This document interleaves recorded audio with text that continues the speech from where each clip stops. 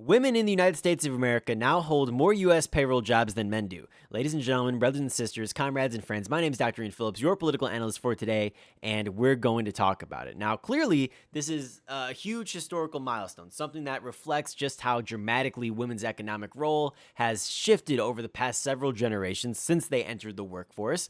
But the momentum here is a lot stronger than you'd think. It's not like they just barely took them over for the first time. It's like, and then we just sort of forget about it. No, the momentum is insane. So there was an article by Fortune, and it said that over the last 12 months, jobs held by men fell 142,000.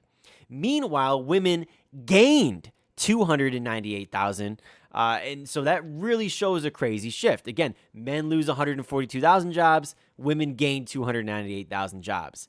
That is insane. And you could say, all right, well, what is the reason for this shift? What is driving this? Well, it turns out it's that healthcare and education are driving a lot of this shift. And this is an area where we actually have seen an expansion of jobs, something that I found relatively interesting. At least with respects to education, being that there's been a lot of cuts recently since the Trump administration took power.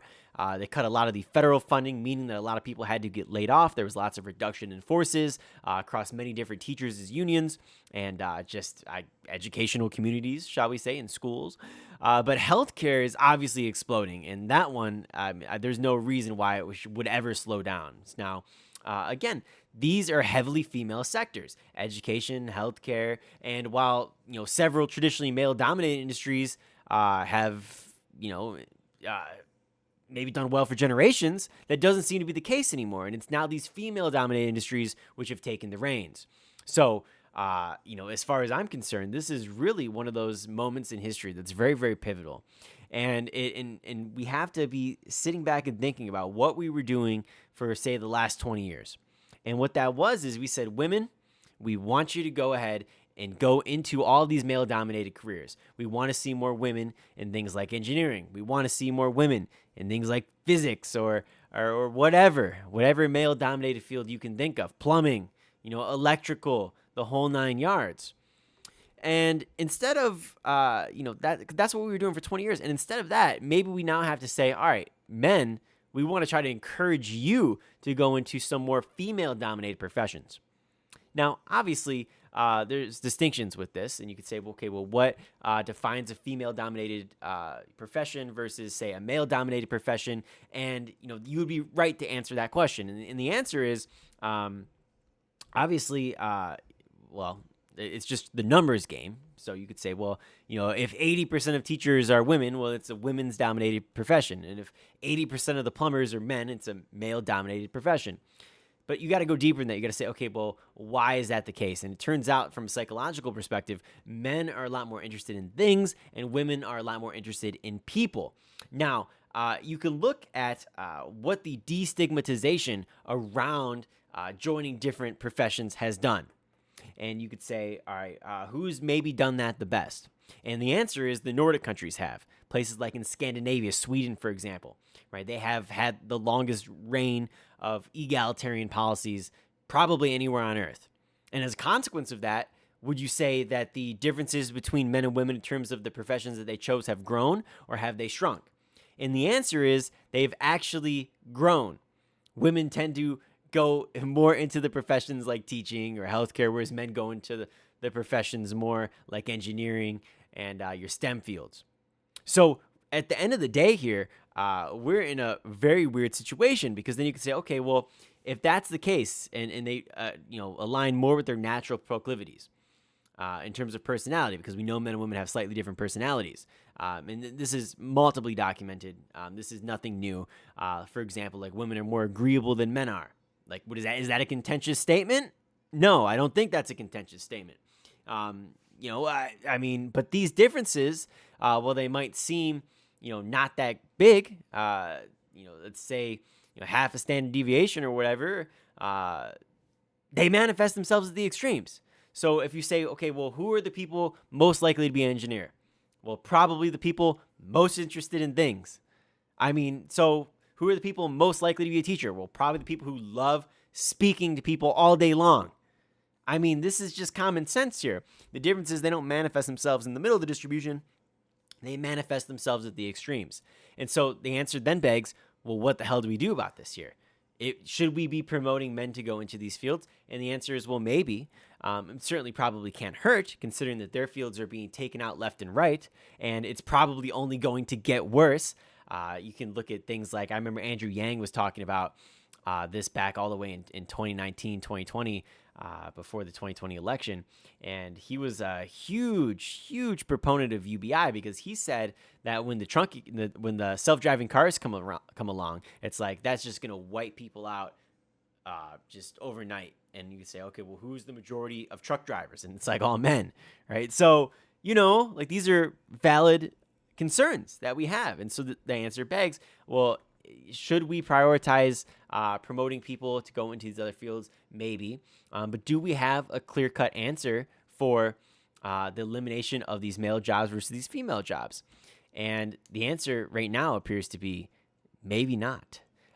Maybe we just need to start creating more jobs in this country through work programs, things like what FDR did during the Great Depression, and leading us out all the way through towards pretty much the end of World War II. That would probably be a great thing for this country because right now it's one of the worst times in U.S. history to find a job. And men are getting absolutely slaughtered with respects to their jobs, and women happen to be doing relatively all right, although nobody on the whole is doing good. We're all Americans at the end of the day. And so the answer begs, we should, what do we do about it? If the promotion of things, there's maybe not as much evidence that that's going to work going into these new fields. And maybe it works a little bit, but, who knows if the people are happy. But it doesn't matter. They have a job at the end of the day and they're making money. Instead, what we should probably do is focus a little bit more on these job programs. And that's something I've been a huge proponent of for many years now, in providing people with affordable or relatively cheap or maybe even free training. Because, nobody wants to go to university anymore, especially when you're more likely to be unemployed after you graduate than if you didn't go at all. It's crazy. But that's the world that we live in. Times have changed. What made sense 25 years ago no longer does make sense. And while I might be ranting and raving, and there might be some tangents with respects to this video here, a lot of the stuff is stuff that I feel like we all kind of know deep down we probably should be doing. Stuff that we know works, but politicians don't want to see you being successful. And you can kind of look at it this way. If there's a government jobs program, and maybe you have to shovel snow. Let's look at it this way. Let's use Mamdani as an example in New York City. You're getting paid to shovel snow. It was like $30 an hour or something. Great program. Now, people are going to complain. Of course, they're going to take pictures of the one guy who took a break for 2 seconds while he's shoveling snow, or the one guy who doesn't work while he's shoveling snow. In some respects, there's like an honor system there that we just sort of have to, value as a society. But if you have people in the public doing this job, well, then all of a sudden there's no contractors who can make a crazy living as a consequence of this. So on the one hand, you're going to have people who are upset, and on the other hand, you're going to have people who are happy. But the problem is the people who are going to be very upset by the fact that their jobs are taken away from them, they're the ones right now lobbying the cities and saying, we need our goddamn contracts. And you can't allow these government jobs to take hold because these are jobs for us and not for everybody else. So, there's reasons why this doesn't happen. And unfortunate as it may be, it doesn't look like it's going to change anytime soon. And, with the men, I think things are probably only going to get worse. In the educational literature, men are getting absolutely decimated by women in schooling. Now you could say, well, is it the right environment for men? Should you be able to sit in a fluorescently lit room all day, learning like math, science, and like social studies and in English, when historically speaking, you'd be out like hunting a deer, for example, or like picking berries.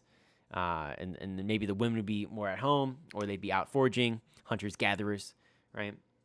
This evolutionary baggage is still tied with us, right? So sometimes we may not function in the best environment. And obviously, these are vast generalizations, but women do perform better than men do in school, and we know this to be the case. They perform better at every level. Now, when you look at the extremes, sometimes, the distribution's a little bit, it's slightly different for men and women, right? So, like, as a consequence of that, maybe you see some slight differences at the extremes. Like, for example, men are a lot more represented by, on the mental deficiency side of things and the mentally disabled, right? But they're also slightly more represented at the very, very extreme ends, like the insanely gifted individuals. So, as a consequence of that, there's trade-offs to that, right? It's just like, it's like prison. It's like, okay, well, only the most aggressive people go to prison. It's like, who are the most aggressive people? They're all men, right? I mean, it makes sense. This is something that, we sort of vetted out in the literature by now, but people just sort of have to reconcile with. So, it's an interesting question, guys. What should we do about this? What should we do about this?